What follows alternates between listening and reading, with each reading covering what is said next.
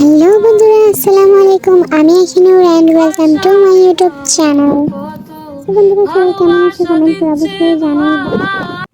তো বন্ধুরা, আমি তো জানি তোমরা সকলে ভালো আছো, আমিও ভালো আছি আল্লাহর রহমতে। যাই হোক বন্ধুরা, এখন আমি বলতে চাচ্ছি তোমাদের কার কার আমার মতো একটা ফাজিল মার্কা বয়ফ্রেন্ড আছে, কমেন্ট করে জানাইবা কিন্তু। তো বন্ধুরা, তোমরা সকলে ভালো আছো এটা আমি ভালো করেই জানি, কিন্তু আমি বন্ধু ভালো নাই।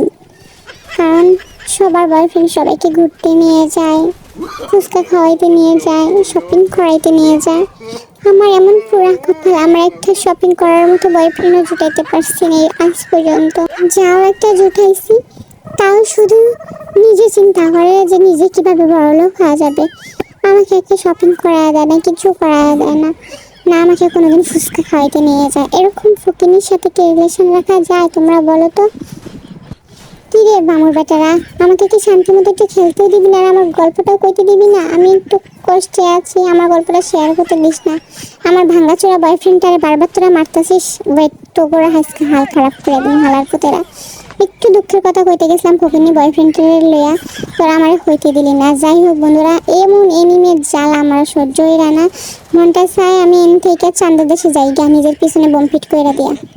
মাঝে মাঝে তো মনে চায় চকলেট আপুর মতো 4-5টা বয়ফ্রেন্ড আশেপাশে সামনে পিছনে লাগায় রাখি, যাতে একটা ফুচকা খাইতে নিয়ে যায়, একটা ঝালমুড়ি খাইতে নিয়ে যায়, একটা আইসক্রিম খাইতে নিয়ে যায়, একটা ঘুরতে নিয়ে যায়।